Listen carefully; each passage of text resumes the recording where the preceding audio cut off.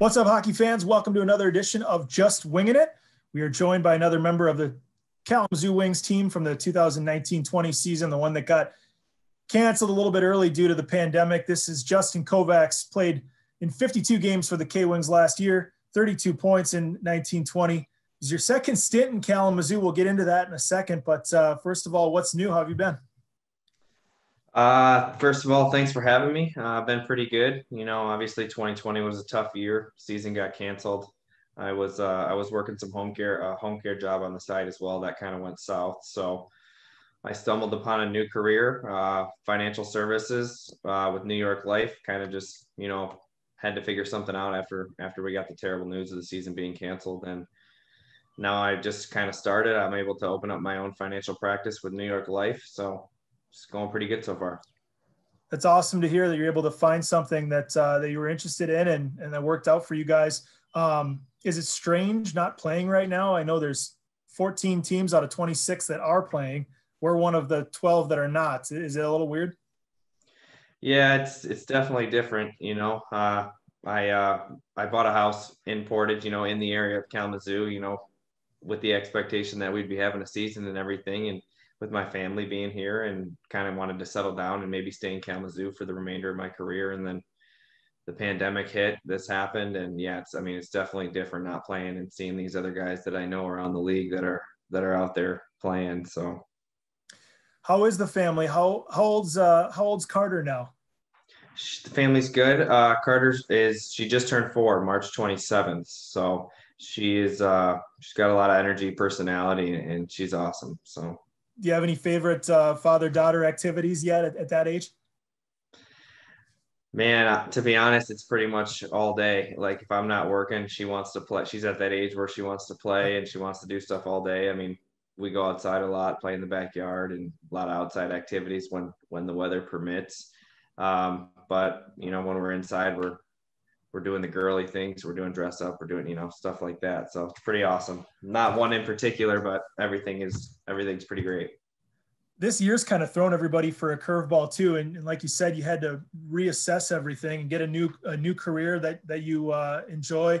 Have you given any thought to hockey and in the future there? Is that something that's still on the radar for the next season in 21-22, or are you hanging up the skates? Not really sure yet. Haven't really made the decision. It's definitely crossed my mind, especially seeing all these guys playing, and I'm only 29, and I figured I had a few more years left to go. We'll see how this career goes. I've been in the market, for a few years and studied the markets and stuff like that, and I have the ability to work for this company that does a lot for the communities and the countries and charities worldwide. And I'm able to tap, help people, young families, retirement people with retirement needs, and kind of tap everything that, I never learned growing up when I was a young adult that would have benefited me, especially, playing in the East Coast and having a family, and just knowing a little bit more about, financials and everything like that. So I guess kind of just playing it by year, see how my practice goes in the next few months here, and still got a little bit of time, I guess, to decide. So trying to stay in shape. Yeah, for sure. At least have that as an option, maybe in the back pocket. But you spent 4 years at Western Michigan. Is that what you went to school for? Or was that what you kind of focused on? Was financial services, financial planning, that type of thing? Not really at the time. I went to the Hayworth School of Business there, but I was just in business management. I kind of picked up the market stuff quite a few years ago. Like once I finished college, I kind of got more into it, and now with the way the world is going, I feel like a lot of more people are focusing on the stock market and and investments and trying to build their wealth. So interesting stuff to me, and it kind of fell in my lap. Like I said, I kind of got lucky. So we'll see how it goes. 2 summers ago, you were wrapping up your season in the Elite Ice Hockey League over at the Nottingham team in England, in that area. Came back to Kalamazoo, talked to Coach Bootland. You'd started your pro career here right away after college. What was the deciding factor? How much did Booter have an influence on your decision to come back to Michigan, where you grew up and played college and started your pro career? I think he was definitely a huge deciding factor. The familiarity there, me being around, this city is kind of like my second home, I guess. I've spent a majority of my adult life in or around this city. So, with the daughter and wanting to settle down and having the ability to possibly, buy a home and play in the same city seemed pretty clear to me and to her and everybody in our family that this was the right decision, and her getting ready to go to school and everything. And everything just changed, what can you do? Yeah. I mean, how do you sum that up? That was kind of crazy. It just halted. I mean, we were in a playoff race. Team was playing pretty good hockey, had green ice weekend coming up, and all of a sudden everybody was told to stop what you were doing. How do you look back on that and sum it up? Just a shock. I mean, yeah, we were kind of like getting into that playoff race type end of the season finish, and everything was starting to come together a little bit. We were playing pretty well, and then boom, just a shock one day. Season's done. I mean, there was some talk about it. I remember there was some chatter that this was a possibility that we could be shut down early, but when it actually happened, the reality of it was like, wow. I mean, we're actually done. What are we going to do with this extra time? The season usually goes a little bit longer than this. And we already get a little bit restless, come the middle of the summer, like we're ready to get back out there. So it's definitely a shock and tough for a lot of people. And, it's just unfortunate. You personally, you hit your stride, I feel like, in mid-January of last season when Austin Farley came over from overseas. He was playing in Sweden. You got paired up with Farley and Kyle Blaney, and you three seemed to take off and have a lot of success. What was working? Yeah, I mean, Farley came over. I don't think I had played with Blaney too much before that. There were I guess the coaches didn't think that we would be too good of a pair. It's a two-way game, and a lot of our focus was on the offensive side. And then with Austin coming in, I mean, that was pure. I mean, it was kind of pure offense for us three, and kind of just hopefully, stringing shifts together where we can play in the offensive zone and give our other lines the opportunity to get some energy and get some stuff going. It was a blast playing with them. It was unfortunate that we got shut down because we were playing well together. But I mean, yeah, it was great. If that's the way I had got to finish, I mean, that's the way I got to finish. I want to go backwards a little bit again, back to England, because that year in Nottingham, you had a good season. A lot of players will go overseas if they have the opportunity, not only to make some money, but to see the world a little bit. Did you get to do any of that during that season? Did you get to sightsee, or was it pretty much purely focused on hockey over there? Yeah, we actually did. We got to go to a few places there. It was pretty awesome. I played in Slovakia a little bit before that, so we visited some other cool places a little more east. Like we got to go to Budapest and Vienna and cities like that were just amazing. As far as the UK, we traveled to Liverpool for like a 3-4 day vacation. That was pretty awesome, seeing that city and just the difference in the way the cities are. Like Liverpool's a little more modernized than where I was in Nottingham and some other ones. I'm trying to think of the city that we went to. We visited a couple times. I believe there's some Harry Potter shots there, some scenes there. I can't remember the name of the city though. Too many hits to the head throughout my career. But yeah, we got to see some pretty cool places. We didn't have that much time off, and there wasn't an all-star week-long break like there is typically for most European leagues, or a 2-week break that they give you. Because I know in Slovakia, we had a first round bye at playoffs. We had 2 weeks off there. There was an all-star thing. We got a week or two off there. So we didn't have as much time off in the UK. But we did get to visit some pretty cool places. So that was definitely, I think, beneficial to me and my family, and just being able to see the world and the different cultures and how people live other than here. So yeah, I mean, you went to Slovakia. I think it was early during the season, 2017-18. You were with Quad City, just started your second season with the Mallards. That decision to go overseas, again, I know the obvious thing is you make a little more money over there sometimes, you get a good offer, and that Slovakian team is where you started over there. Is that something you look back on with a lot of fond memories, that you got to experience another part of the world and take your career over there for a little bit? Yeah, I think so. I mean, I'll never regret it. I mean, I'm Hungarian background, so I did get to go to Hungary, Budapest, and see a little heritage and history there. But yeah, I mean, I'm never gonna look back and say, man, I should have stayed in I should have stayed in Quad City. Oh, I believe they ended up folding, right? yeah, that was my next question. Do you So think there was some you? turmoil in the organization. I mean, there was a few different factors that played in. I had an infant, I needed to Yeah. try and make a little bit more money, and I did want to go overseas. I had the opportunity after college, but I kind of stuck around and wanted to try the North American route first. But great memories. It was great to see the world. Enjoyed, playing in all the cities that I've played in. So I was going to joke with you that when you left Quad City is when things started to go downhill for them. Maybe it was you leaving that was the final straw that broke the camel's back, but I won't go there. I was going to say, did you see anything? Did you see it coming? Was that a reason at all that factored into the decision, or was that totally way beyond your my experience? pay grade. Yeah. I mean, obviously within organizations, I mean, there's always talk and rumors, and if something's going on. I mean, there were some coaching changes too. So, I mean, I guess I could have. Yeah. I didn't see him folding as an organization just because I mean, we had a really good season the season before. We ended up losing to Fort Wayne in the playoffs. The organization was great. The fan base was great. The arena was great.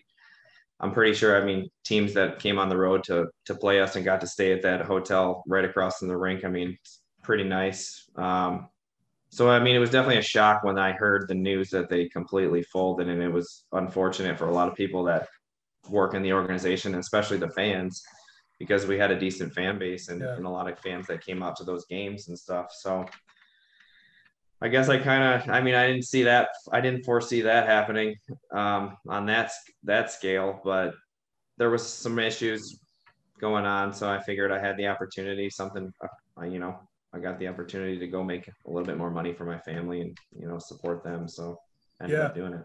Yeah, I mean, I enjoyed the market. I thought Quad City was a good market. You mentioned the fan base, and it was a great rink. The year before, like you said, you had a huge season. I think it was a career year for you. That year you went to the playoffs with them.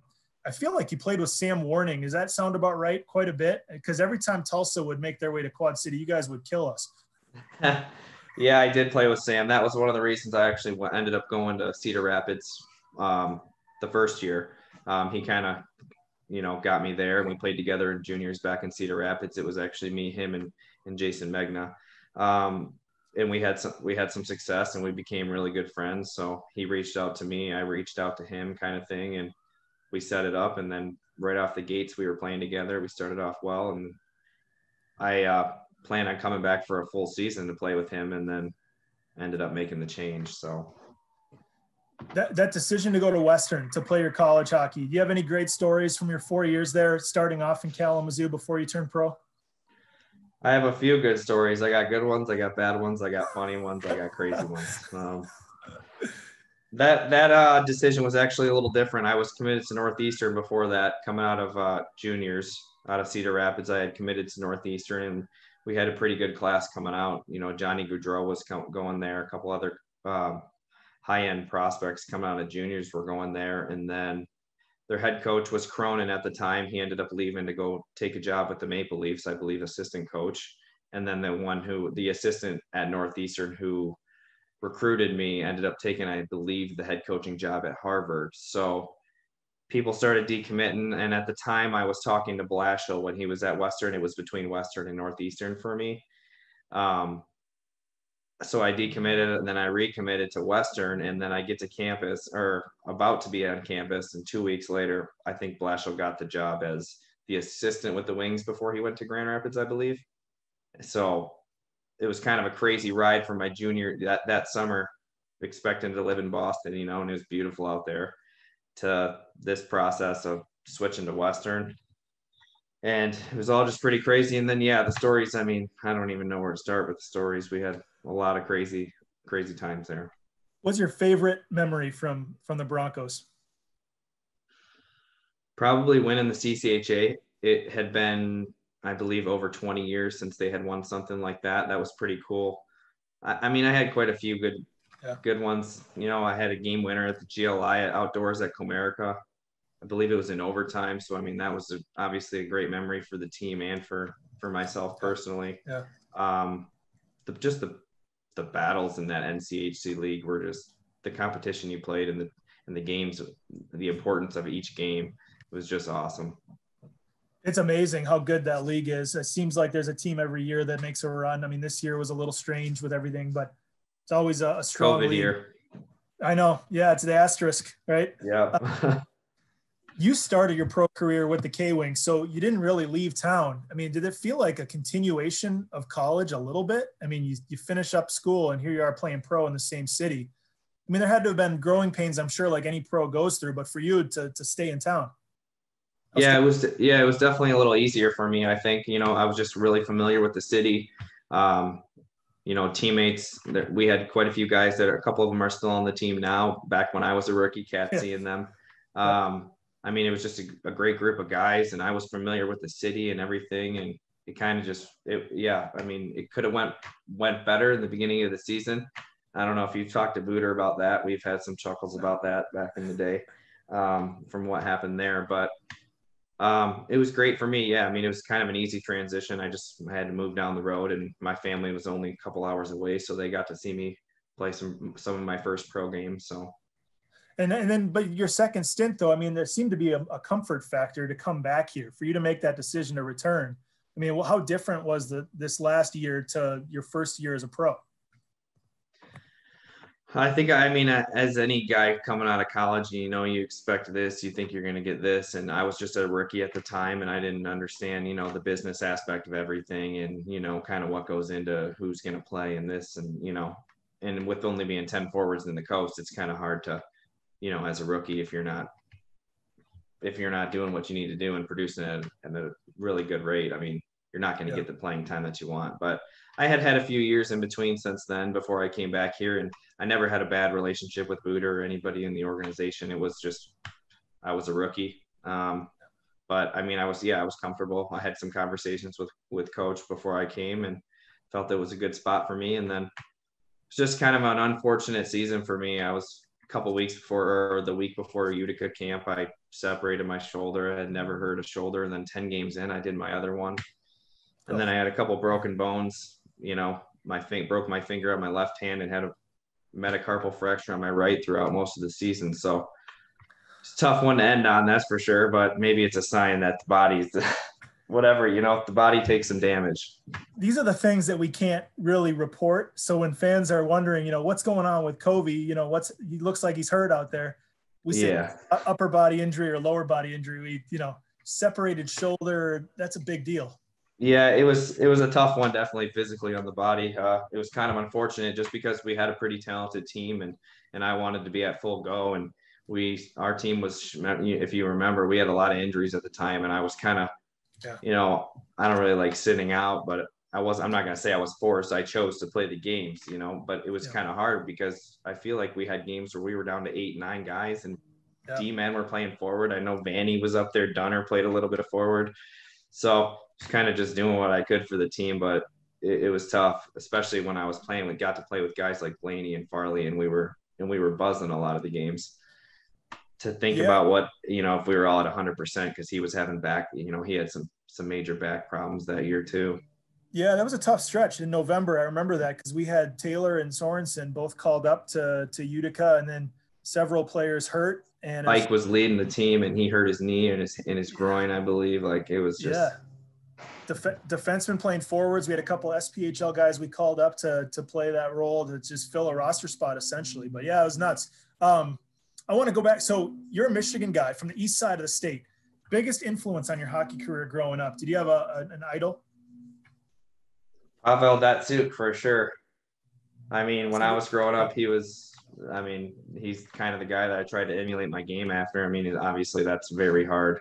Him being the skill set that he has and just the things he can do out there with the puck and on the ice. But yeah, I mean, growing up, the Detroit Red Wings it was awesome being able to watch them and some of the rivalries. And hockey was just buzzing. Actually, all sports were buzzing for Michigan back then, I feel like. But yeah, he would probably be my guy. Him and Zetterberg were just a treat to watch. I was going to ask you about Datsyuk at some point because your stick handling, to me, is one of your biggest strengths, is your ability to make plays, kind of a magician with the puck. So that makes sense that he was an idol of yours. Real quick, last time you were in Grosse Pointe, where you grew up, do you have a favorite go-to spot? Yeah, Nautical Deli. I got a couple actually. Nautical Deli right there on the Yeah. water. I go there for that Southwest turkey panini. Oh yeah. I actually just got one a few weeks ago. I was over there golfing with a couple of my buddies from high school, and I stopped there on the way home before my parents lived a little bit north in Macomb. And then there's a place called Mr. A's. It's a little, it's down, I think, on Morass and Mac, across from the hospital. He's got like a secret menu. Back in high school, we used to go there and get this sandwich called the OJ. And Oh, yeah. so he's got a couple secret sandwiches there. I haven't been there in a while, but I plan on getting back there. All right, so I got some rapid fires to wrap this up because I know you're a busy working man now, and you got another obligation. Real quick, rapid fire question: sports team you love to hate? Golden State Warriors. Okay. Favorite PGA golfer? Justin Thomas. Best pizza toppings? Pepperoni, bacon. DraftKings or FanDuel? DraftKings. Coldest arena that you've played? Houghton, Michigan, back in high school. It was absolutely freezing. The biggest crowd you've ever played in front of? That's tough. I'm not sure. Probably that Comerica Park outdoor, just because the amount of seating there.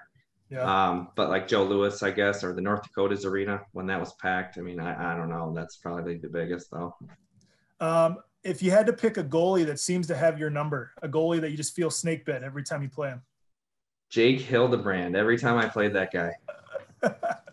And we always made remarks after, little chirps and stuff like that. But it was a pleasure. Also, I got to play with him and work a little bit of camps with him this year. So it's great to get to know him after playing him all those years. I'm sure it was a nice change of pace. If you could play any other sport at any other college, so you played hockey at Western, if you could play another sport and pick any college to play it? Golf somewhere south, one of those schools, Alabama or South Carolina or Florida, whatever. I don't care. I figure I feel like I had that one pegged. Yeah. Last one is if you could pick up a walk-up song, like if you had an intro, if you were a baseball player and it's your turn to bat, a walk-up song. On the spot, you're gonna ask me that.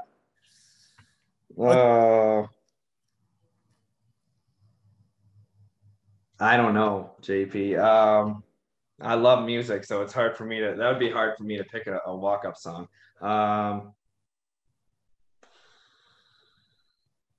Probably something Wiz Khalifa or Lil Wayne, an artist I grew up on, maybe Young Jeezy, something classic. There you go. I like it. Depends on the genre I'm going with, I guess. See, I'm all over the board with genres too. I would go "Money for Nothing" by Dire Straits. Go a little classic rock, the guitar riff. Nice. Last one is just, I mentioned you next season. We kind of have a date set. You've given a little bit more thought. Other than that, like this career path that you've taken, you really enjoy it? Is this something you can see yourself doing for a long time? Yeah, I mean, yeah, it's definitely probably my second passion, other than playing hockey and golf and sports like that. I mean, I love having the chance to educate people and try and help them navigate through life as they get older and start to establish careers and have children and mortgages and stuff like that, and just being able to help them deal with stuff like that, or like I said, the older people that are coming into retirement and need to be able to live on that money for the rest of their lives. So it's good that I get to help people. I'm really enjoying it so far, but we'll see how it goes. If I can get enough clients, then maybe I can fit in hockey on the side there. There you go. Thanks for doing this. I appreciate it. I'll let you go, but best of luck to you and your new career. Say hi to the family. Hope everybody's doing well. You got it. Thanks for having me. Appreciate it.